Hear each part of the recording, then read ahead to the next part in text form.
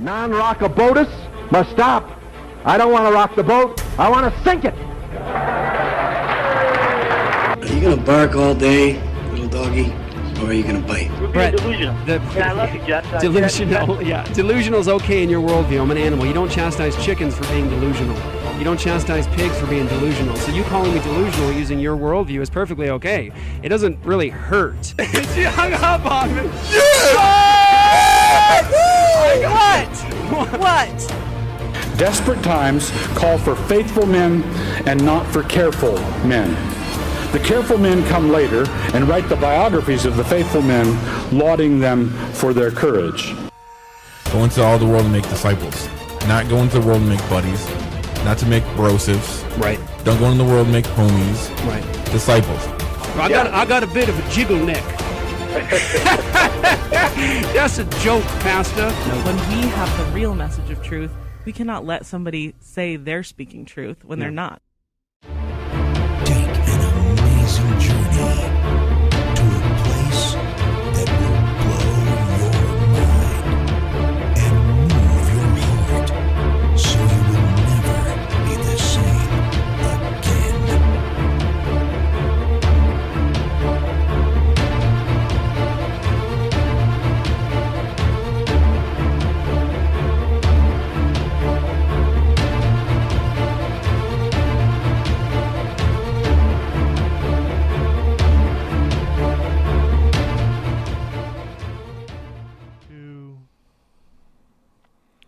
For freedom, Christ has set us free. Stand firm, therefore, and do not submit again to a yoke of slavery. That is Galatians 5:1. What is up, everyone? Welcome back to another episode of Apologia Radio. This is, I guess we had a mashup last week, and I guess we're going to do another different mashup this week. So we'll just call it Provoked Apologia Radio mashup with half of Provoked. It could technically be a Provoked Sheologians and Apologia Radio. It's a try-up. Yes. Let's move on. Try-up. So, am I right? I have Pastor Zach Morgan with a really cool shirt on. Yeah. One of my best friends gave me this shirt, and I like it a lot. That's really sweet. And on my left, we have Joy the girl. Hello. From Sheologians. And also Apologia Radio. Mm-hmm. But not Provoked. But not Provoked. Pastor Jeff is somewhere. I don't know. Is he even... Hopefully is he still at the airport? I don't even know. He was in Colorado. He was in Denver. He was able to speak at the Colorado House, I believe, session last night for a equal protection bill that we have helped put in there in Colorado, and he was there from like 11:45 a.m. till midnight. Yeah, somewhere around there. I think he finally got to speak, and then he was sending us videos, and there was all kinds of snow, and I know how he is with snow, so he probably didn't handle it very good. But all that to say, he then was supposed to have left. Supposed to have gotten back at 11:30 this morning, and then he was messaging us, and his flight got delayed twice. So I don't even know. Well, no, actually, I think there's mechanical issues. Who knows? So I don't even know. He might walk in the middle of this. I don't know. He somewhere. Yeah, but she's just still in transit. Yep. So very exciting stuff, though. We have that bill going into Colorado, and actually we have the rally there on April 2nd. You can watch for that we'll be sharing it on In Abortion Now and on all of our threads and stuff, or pages, I mean. So you can look for that. Please come if you're in Colorado at all. Come support that bill. Representative Dave Williams, who is awesome. Zach and I have met with him. He's a great dude. Yeah. So you can come support that. And Action for Life as well will be there with Dennis Sarfate, Zach Lautenschlager. So good time. So we have that coming up. Oh, South Carolina's next week. Yeah. So we have the rally next week in South Carolina, Colorado, April 2nd, and then Louisiana actually got moved to April 30th. So we'll be there April 30th for that bill in Louisiana. So you can come support us. Please do. We need all the support we can get. But all that to say, I'm very excited to get our guest on, I should say, this week, who we've had on before and has become a good friend of ours and has an epic beard. So Davis Younts, what's up, brother? Welcome back. Hey guys, good to be here. So, if you saw the last show we had with Davis, he is a lawyer working with our 501c3 Stand With Warriors. This is a group we started to help our brothers and sisters in the armed forces. Started with the SEALs specifically that are being forced to take the vaccine. And so we're going to get an update from Davis today. Pastor Zach actually also sits on the board of Stand With Warriors. I don't even know what your title is. I forget. Emperor? Emperor, yeah, something cool like that. I think that's officially what we made it. Yeah, it was the Emperor, yeah. So, anyways, Davis, fill us in, man. I know some really favorable things happening, some positive things since we had you on last. So let us know what's going on, and we'll just get into it. Yeah, it sounds good. And I wanted to start with talking about where we were. So when you and I met the first time and we were in a room with those Navy SEALs, what we were facing, and I was facing as a military member, was the threat of court-martial.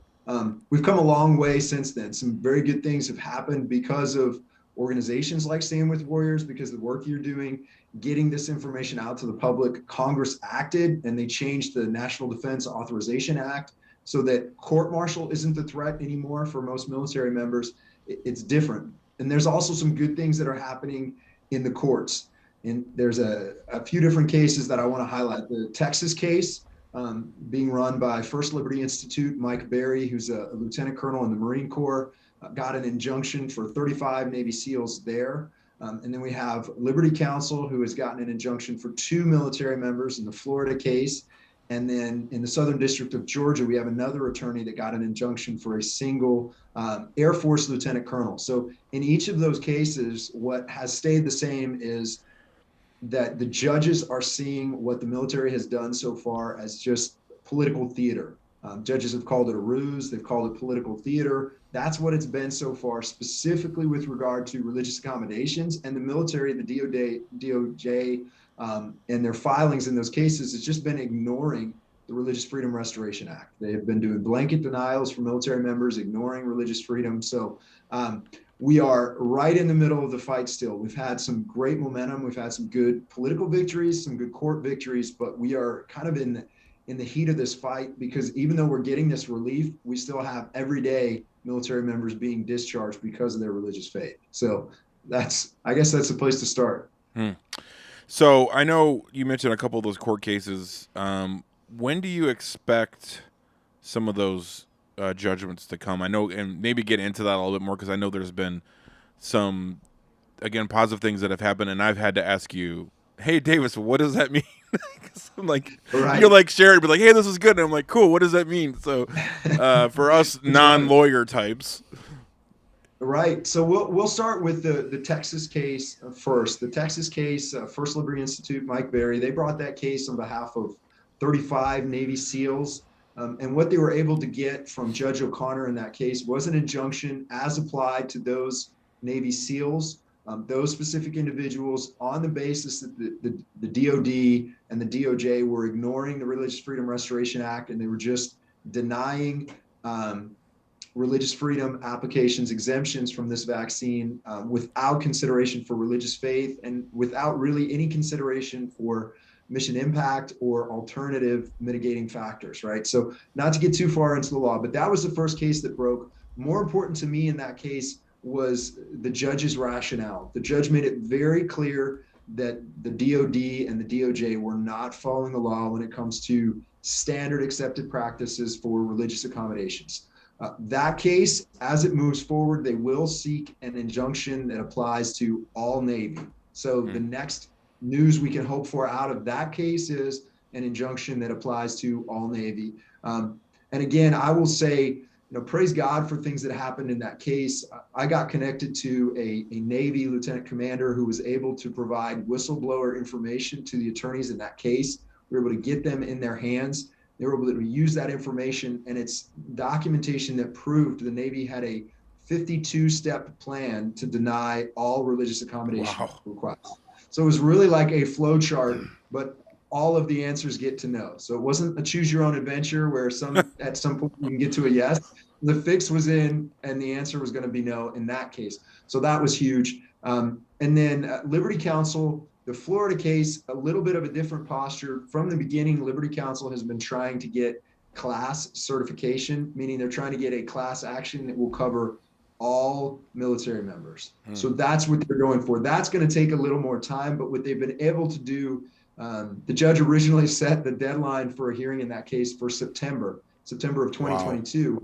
By that point, it's going to be too late for most of us. Most of my clients, it's going to be too late, but they were able to move up that deadline by showing the judge in that case asked for numbers, asked for raw data of what was happening with these religious accommodations. So we were able to get a hearing.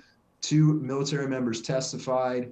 A lot of my clients put in declarations for that case, and now we're in a situation where we're waiting. Could happen today, could happen tomorrow, could happen early next week, but we could see an injunction for all of DOD, all military members in that case. It could happen very soon. So that's definitely a big thing to pray for. So say that injunction happens, then essentially it's just back to work like nothing ever happened, or what would be the outcome of that?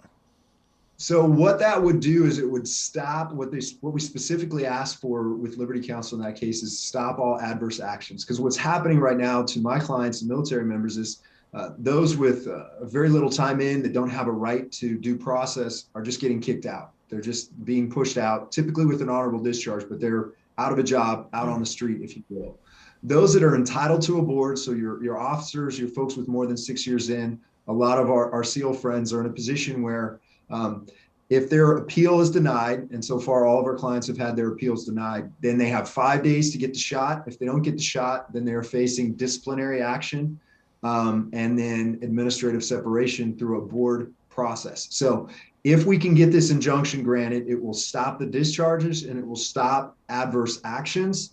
And then part of the litigation will be to us to get information to Liberty Counsel on what else the judge needs to do to make people whole. So there's a lot of different negative things, discriminatory things that have happened to our clients that we're still fighting every day. But hopefully that injunction in Florida will put a stop to some of that.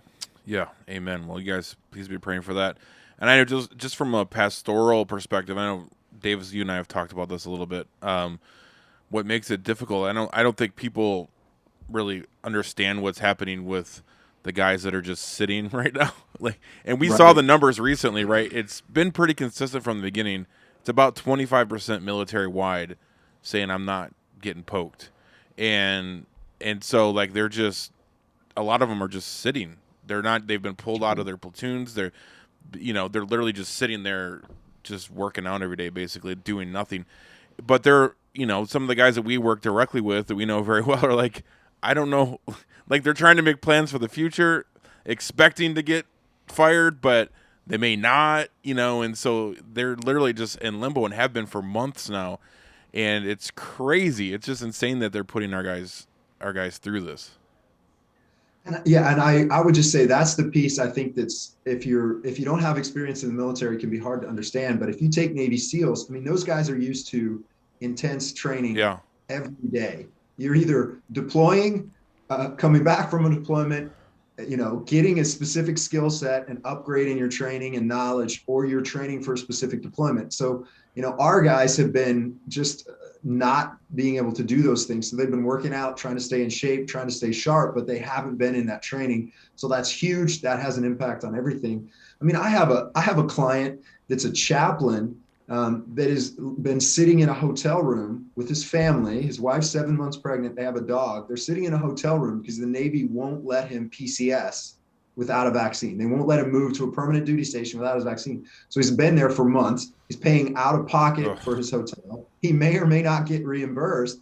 And now it's to the point where if we don't get him moved by early March, then they're going to have the baby in the hotel. They're still going to be living out of the hotel when they have the kids. So one of the things, there's a lot of different things that have happened from the beginning that, to us, we look at it and see it as discriminatory and really without good reason. And it's not what's supposed to happen. Once you submit a religious accommodation in the military, you're not supposed to be punished for that. You're supposed to be treated the same as everyone else. If it involves a vaccine, mitigating factors, The same things that were done throughout the pandemic can be used.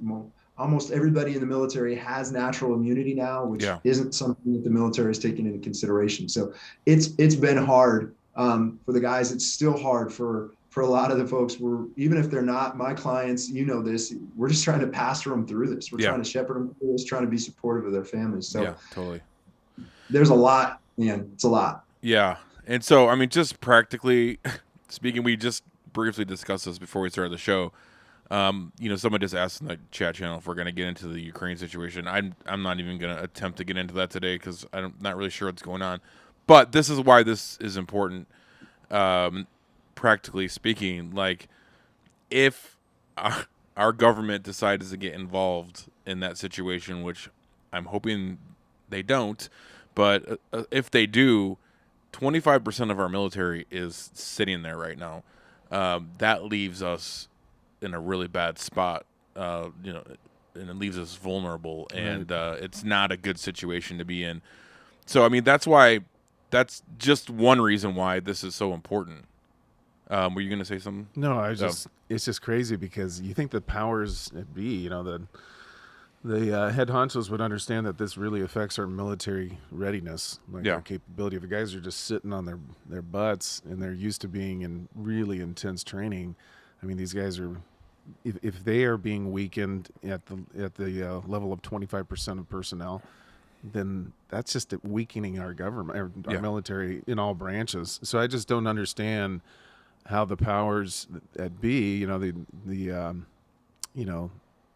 the leaders in all of this, I can't think of the term right now, why aren't they seeing this? I mean, why is this acceptable? Why weaken our military in all branches? I just don't understand how they can't see through this. Yeah, well, I think they probably can, but that's I'm not going to get into that. Yeah. Davis, you're nodding. Did you want to add anything to that?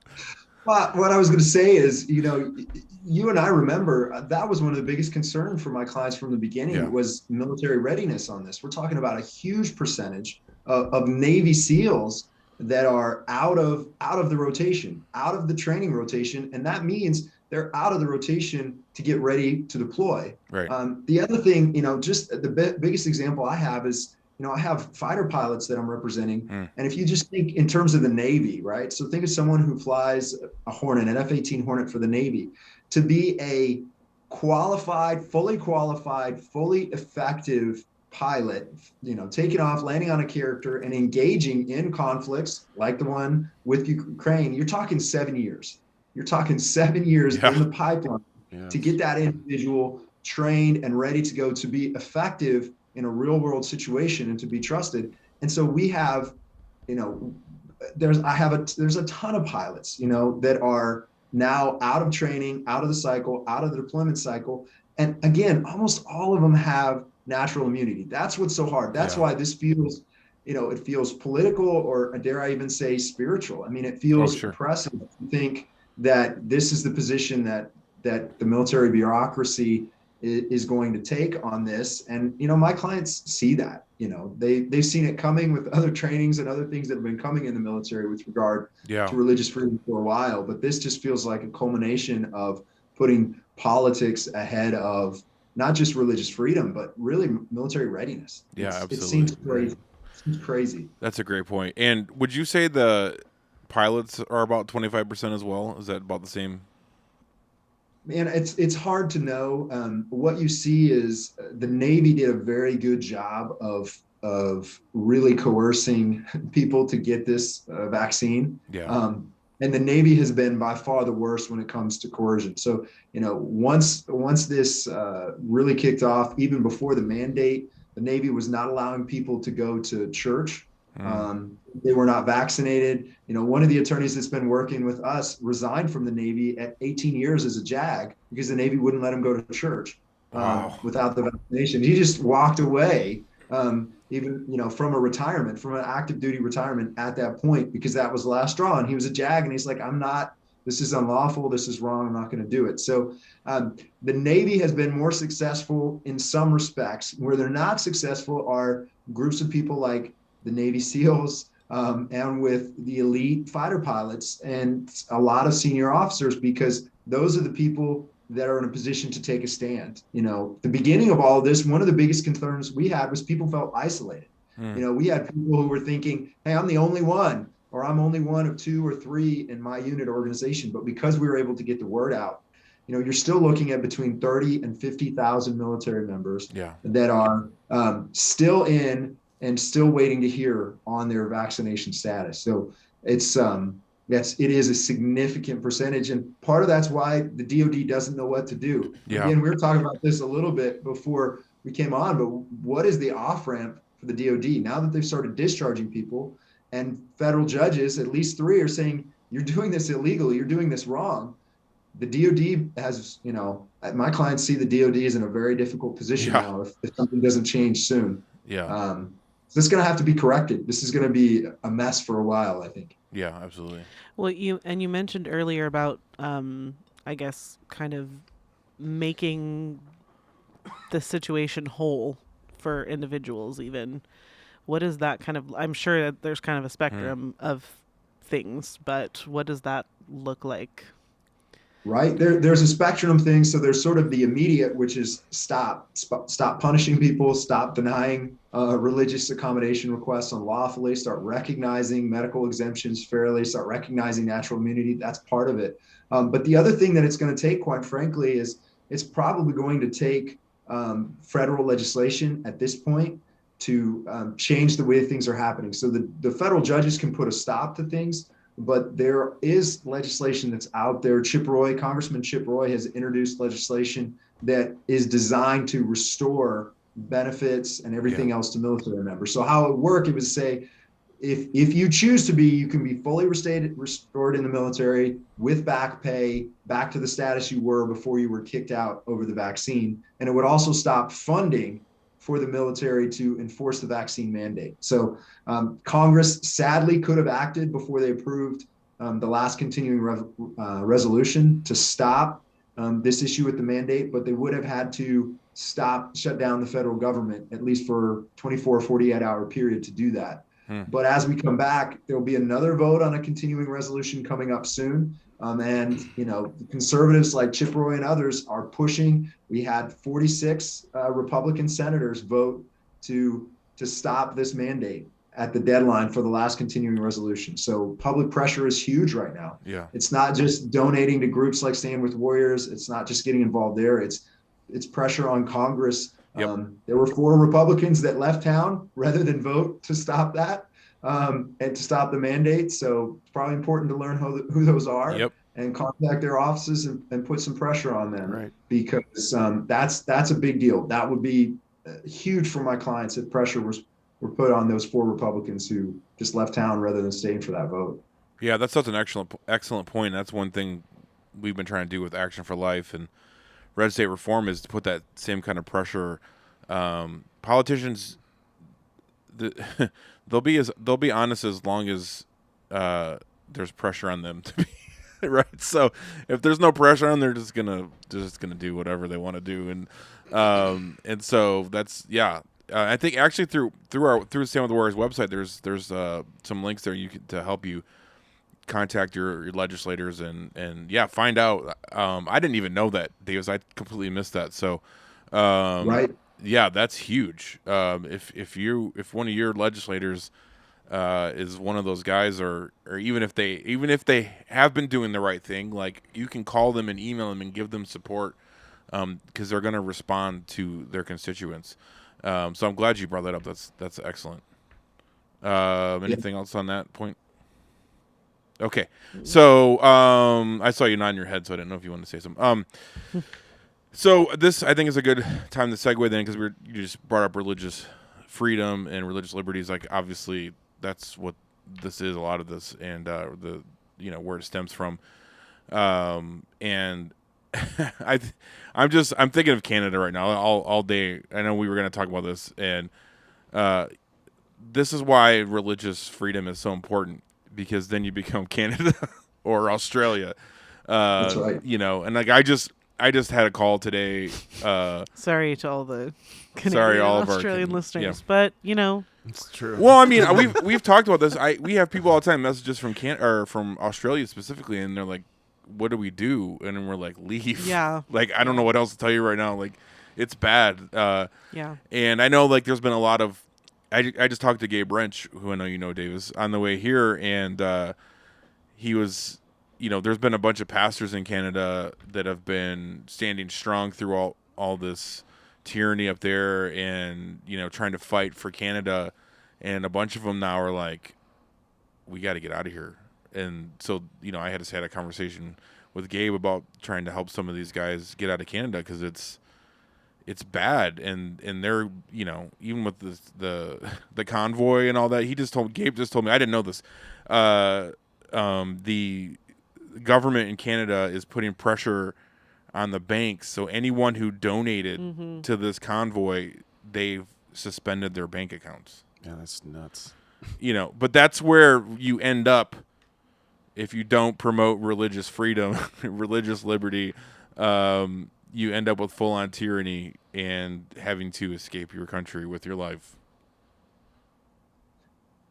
And our Navy SEALs, I mean, these guys that we met with, you heard that over and over again. I know you did, and I did. I mean, why are you guys taking this stand? We asked that question. Why? We're trying to figure that out, both spiritually and just to understand these men. And they're like, if we're Navy SEALs who swear an oath to support and defend the Constitution of the United States, and we're not willing to take a stand when we see tyranny and we see, the very idea that the government can shut down churches, shut down chaplains, and can dictate to people medical treatments they receive, like with no regard for religion. Like, what's next? If we don't take a stand, who will?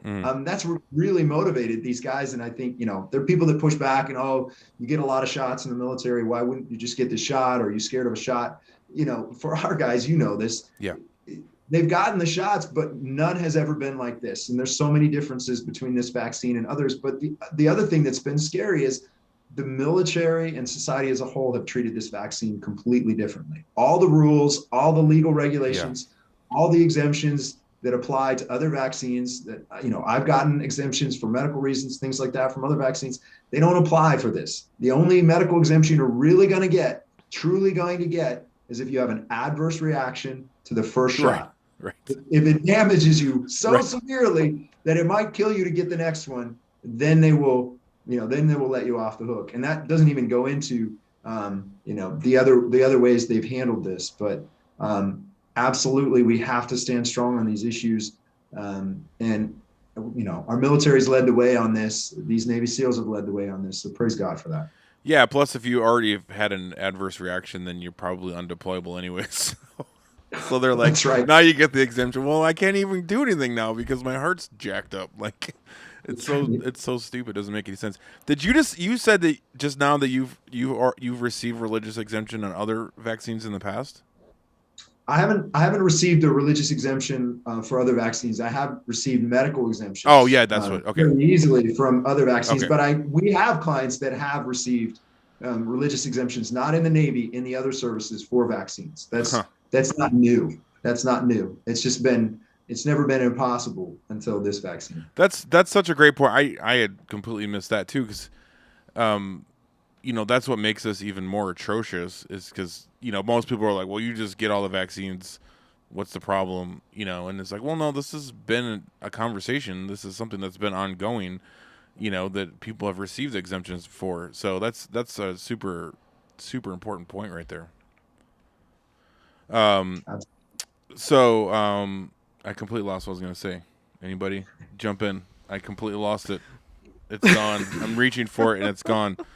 Yeah, you just have to ask yourself like the why question, because this ultimately is a spiritual issue that we just can't get. I mean, that's how we make sense of all this. And all throughout church history, when tyrants flex their muscles and we do not push back, it only creates more oppression and more enslavement. So this is the right thing to do. It's just the painful thing to do. I mean, you take the Canada and the Australian situation, even though there is a tiny majority of people pushing back, it's really got to be more of a major issue, especially Christians. This is how we've held back the forces of darkness all throughout. Again, church history is saying no. Jesus is king. Nobody else is coming into his territory to tell me how I need to worship, and that's just the way it is. But if we cower as Christians if we don't push back and say, no, Jesus is king, you have no jurisdictional authority to come into the church to tell us how we're to worship. This is a religious issue. That's why I'm not getting the jab. If we don't push back, it is just going to get worse. And that's the greatest deception for people who just timidly cower and think, you know what, I'm just going to go along with it. To think that it's going to go back to a place of normalcy.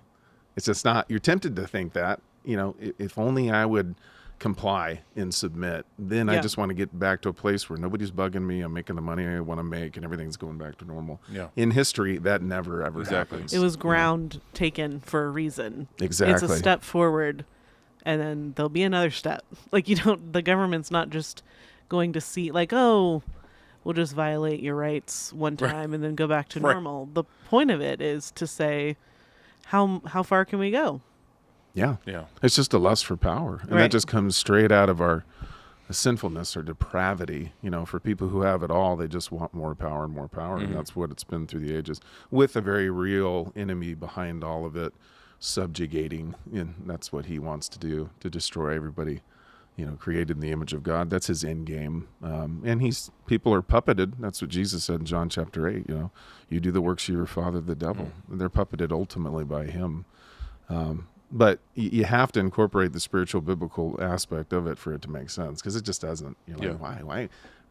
This is not just a national issue. This is a global issue. Yeah. How are, you know, it seems like everybody's in cahoots, but they're tied together based upon their own depravity, their own unregenerate state. Yeah. I remember what I was going to say, so thank you for reminding me. I don't know if you even did, but I remembered. So going back to what you were saying, Davis, about our guys there in Virginia, I know one thing, you know, Pastor Jeff and I, when we were going out there to meet with the guys, you know, we were going out there with the intention of, we want to encourage these guys, you know, best we can to stay strong and keep fighting.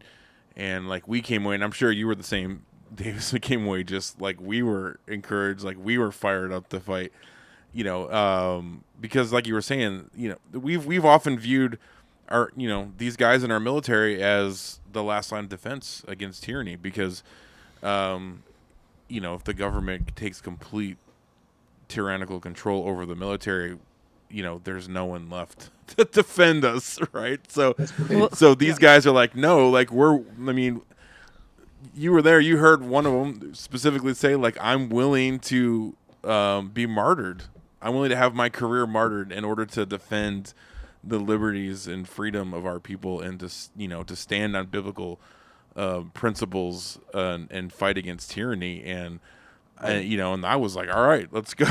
Like, I'm ready. Let's do this. So we had two guys that day make decisions that they would be, you know, ready to be court-martialed if that's what it took. Like, they weren't even going to submit an accommodation request. They were just ready to fight all the way there. Yeah. But you know, that's powerful. But the other thing I would say too, that's just encouraging, is the tremendous opportunity this has given me and so many in the military to share the gospel. Yeah. Because we go back to, you know, people say, why, you know, you have, you know, for me, 19 years in the service, why would you give up a retirement? Why would you give up those benefits over this? And the answer is because of my faith, because of my relationship with Christ. I have to do this.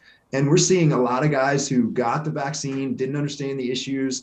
Either, you know, maybe they were Christians or maybe they weren't, but now there's no way they're going to get the booster, right? And they're not gonna just sit down for that, because now they've seen it. So, you know, that has been tremendously encouraging. And I do think when Christian men and women take stands like this, the world sees a difference in us when we're willing to do this, when we're willing to make these sacrifices, you know, and we've seen that. I mean, that's church history. Persecution brings out tremendous opportunity for revival. So that's been an awesome part of this. Right. Praise God. You were going to say something, Joy, I think. Oh, I guess I hadn't really thought about the boosters. So I just didn't think about like being locked in to continuing to have to get shots over and over and over again. And I mean, I guess in a way, like you said, it's helped some people kind of maybe wake up a little bit to the grand scheme of things. But how does that, like, what's, if you refuse a booster, so like if you get your first two, you're good and not going to be discharged. But what happens if you deny the booster? Yeah, so no branch of the military has mandated the boosters yet, but what the Navy leads the way on this stuff, on this vaccine. The Navy has really led the way. So what they'll do is they'll say, okay, but if you don't get the booster, they'll do all the same things they did for the vaccine originally. If you don't get the booster, you can't leave the ship. If you don't get the booster, you can't travel. If you don't get the booster, you can't do this, you can't do that. So they make it all but impossible for folks to say no. And then the pressure is just tremendous. The threats are tremendous. So that's where you see there are guys that have, stepped up and joined us in this fight, and then are looking to say, okay, I want to submit a religious combination now because I didn't understand this before, and now that I'm being asked to get the booster, now I see it. So I do see that coming as well. So even though the boosters are not technically mandated, we expect them to be at some point in the near future. And again, I see that as an issue that's just gonna be out there for everybody that's there. Do we have anybody? I may have missed this. Did we have anybody that got the first vaccine and then were like, I'm not gonna get the second one, and are in that position? I have. Yes, we do. We have at least one. Okay. One had an adverse reaction to it. And so, yeah, we do have one. Absolutely. Okay. So it's the same thing, though. They're facing the same consequences. Same issues. Yeah. It's crazy. And all that to say, there's still not FDA approved. Right. Actual in compliance with what the law requires vaccine available for any military member yet. And we track that all the time. We track batch numbers. And so, DOJ had to admit that in the Florida case. Yep. I saw that. It's crazy. I mean, so that's just, that isn't even the primary issue to me. The primary issue is the religious freedom issue. But all that is a background to say they still have not provided an FDA approved vaccine for military members. Well, that's huge, and that's really important because I think that's kind of getting swept, under the rug. Is a lot that has to be a requirement for all these vaccines these guys have gotten, and that's a major concern for these guys. They're like, this isn't FDA approved. Obviously it's causing adverse reactions. That's a huge point that you're not really hearing a lot of people talk about. People are hesitant because it's nuanced, because they're like, well, the FDA said it was approved, and it takes a lot of work because you have the only vaccine that is technically FDA approved, and DOD admitted this in the Florida case, is it has to be produced after the date of the FDA approval, and it has to be produced at a BLA approved lab, meaning a lab where it meets all the specifications. And that vaccine is not being produced for any vaccine in the United States yet. It's not being distributed in the United States yet, and we're looking at batch numbers. And every military installation where this comes up, and we have yet to see a single batch that actually meets those requirements. Yeah. And one of the concerns is, what does that mean? Why are they hesitant to produce the vaccine here in the United States? And the answer is there has to be more transparency in adverse effects once they start producing the FDA approved vaccines. Yeah. There's different tracking requirements that come in. So all of that is a huge factor in all of this. But again, we're still asking the question, how is this even a lawful order if you don't have an FDA approved vaccine to provide to our clients? And it's a foundational issue still. Right. Absolutely. And lawful order, that's a good term for those watching that don't understand this. The military members have the right to question, is this a lawful order? And that's essentially what, that's what they were doing from the beginning, is saying, is this a lawful order? And they're just saying, pound sand. So yeah, the 25% of people that are just sitting in limbo right now aren't just any 25% of the military. They're 25% of the military that is willing to question if an order is lawful or not. Yeah. And it seems like you'd want just a military full of those type of people. You'd think so. But so it's not just like a manpower loss. Like there's like a principle, like a sort of a, I don't know, like an integrity issue that we have sort of disarmed people who are actually saying, like, I want to make sure we're following the law and upholding the Constitution, because that's kind of the whole point. Yeah, it's just straight up tyranny. Right. I mean, that is how tyrants work, right? It's, hey, shut up and do as you're told. Yeah. We don't want to hear what you have to say. Right. And if you do, well, we'll just kick you out. We'll fire you. We want to get rid of you. If Right. you're going to kind of question things, we actually want you to be gone, because then we just have a nice group that will listen to what we say. Yeah, they'll just lay down and let us walk all over them and just continue our reign of terror and oppression. And Exactly you know, because I hate conspiracy, and you know, we throw around tyranny and all sorts of things like that, and defining our government, but that is textbook tyranny. I mean, to subject a people, and when they say, "Wait a second, this is what the law says, we can't do that," they're like, "Oh, you know what? You don't like it, you can get out." You know.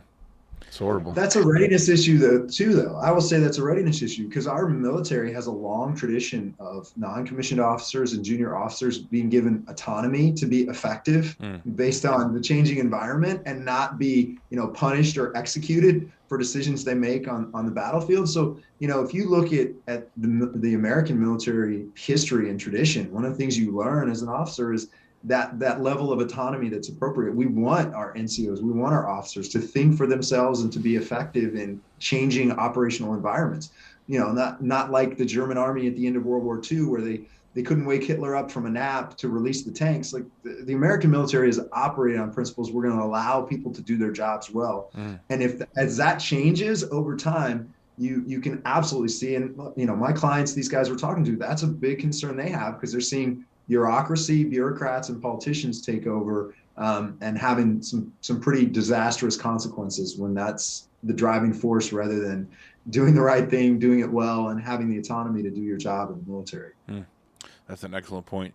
I'm just curious, Davis, what has been for you? I know what it's been for us, but for you, what has been the feedback you're getting since you kind of went public with this back in, what was that, September, I think? What's that been like for you? Honestly, I have had very little negative feedback. And that's been fascinating. You just don't know when you go public with stuff like this, even though I'm representing these clients in my private capacity, not as a military officer, because I'm a reservist. I can do that. You just don't know. My immediate leadership, they have been supportive of me. And I hear more, this is a fight that needs to be had. You're doing the right things, than I do anything negative. So I praise God for that. It's this weird balance of getting, sometimes as many as 20 phone calls or emails a day from military members that are desperate to help, and we can't help them all. Right. But then it's also encouraging to know that the word is getting out there. These people are standing strong. So we're doing everything we can with Stand With Warriors to connect them, and at least they know you're not alone. Yeah. You're not alone. People are praying for you. People are fighting for you. So we just need to be able to keep that up. We need to keep getting the message out so people know. Man, that's awesome to hear. I'm encouraged. I have a thought on that. I was going to say that I think what's important is that I think these two cases that are out there right now are super pivotal, because even though they're only representing a small number of guys, like the judgments will have ramifications military-wide. Right. That's right. Yeah. So that's why this is so important. But going back to what you were just talking about, I've been saying this for a while, because we basically get, like, I would say 3 types of response, not just to this, but just really since COVID has hit in general. You get the people that are mad at you. You get the people that are super encouraging. Which I would say the majority of the response we've gotten is very encouraging. Then you get the people that are just kind of like questioning, but they're kind of like, in the middle, like trying to understand or whatever. And so praise God, the majority's been positive. And I think, and this is going to go back to our trip to Scotland.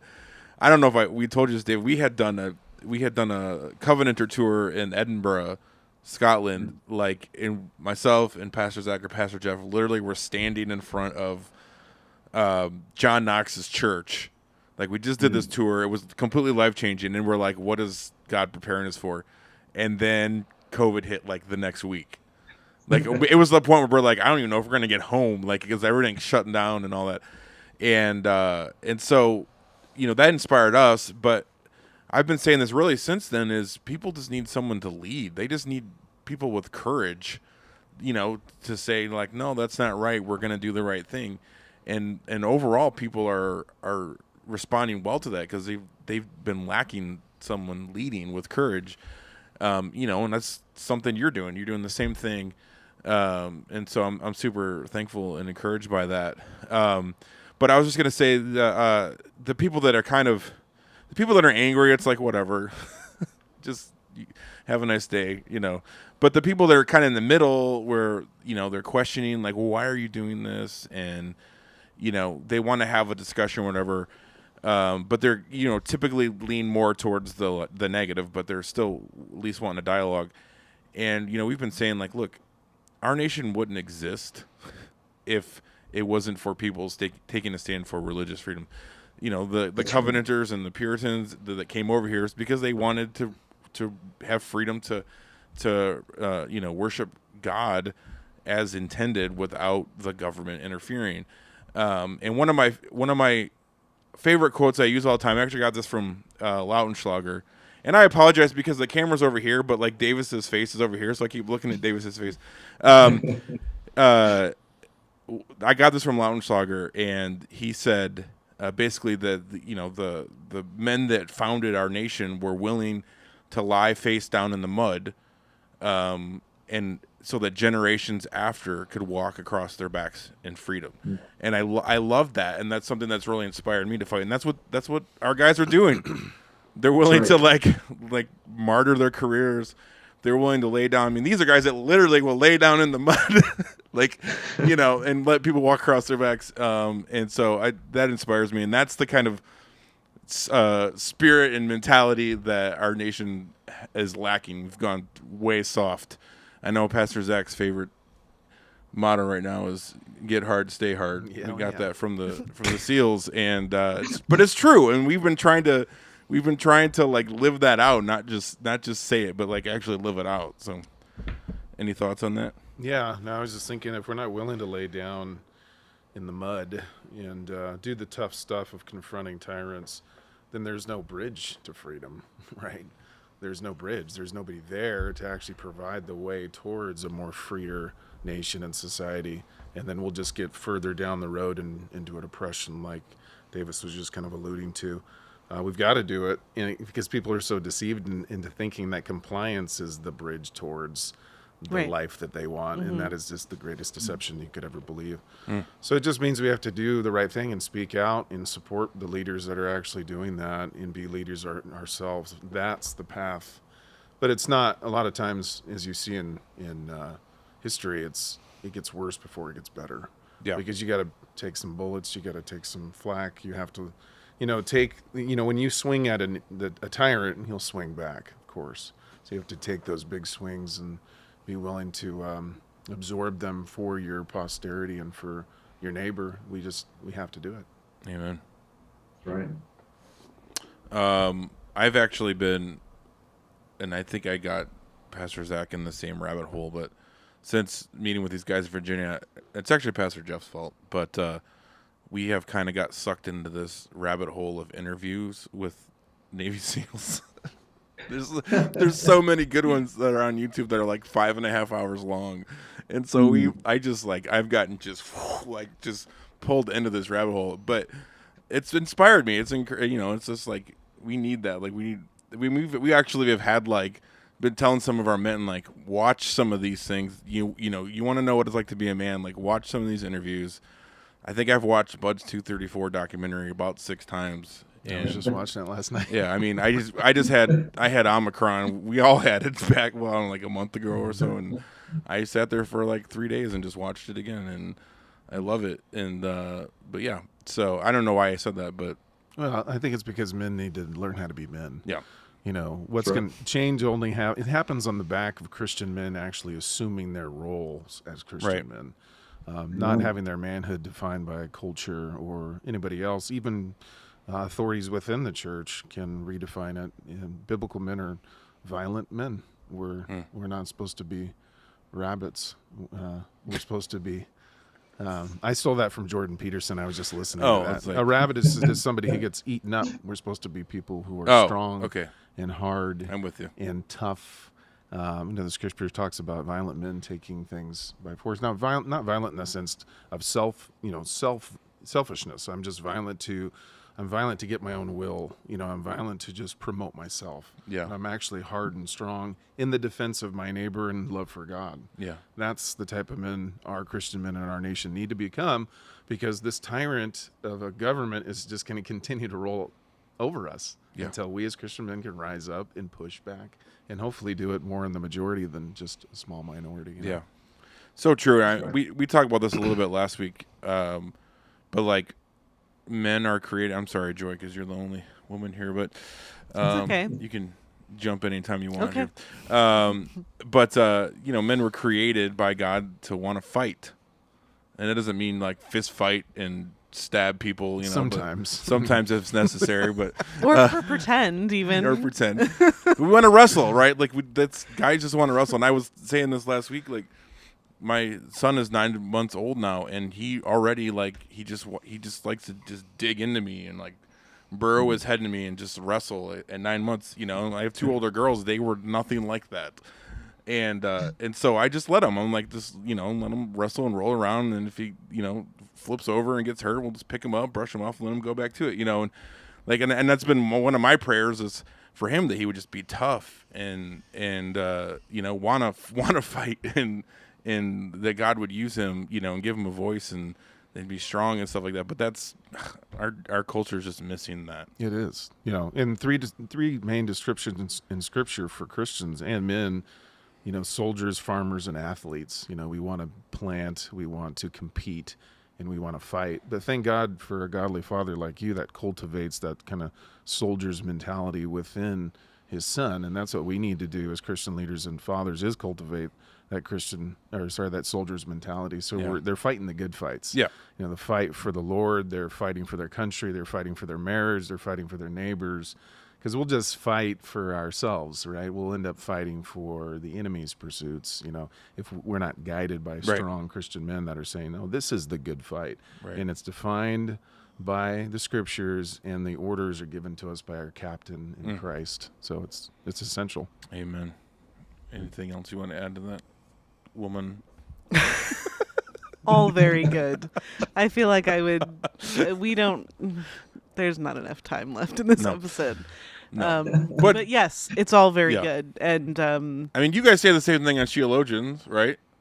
Essentially. Yeah, feminism is poison. It's because there's not strong men. Yes, yeah. That's in an attempt to not lengthen this episode by 45 minutes. Yeah. I'll just go ahead and say this is the evil work of feminism, which is feminized men in the name of tolerance. But really, it's just women wanting authority, which goes back to the garden. Yeah. Well, it weakens a nation, is what it does.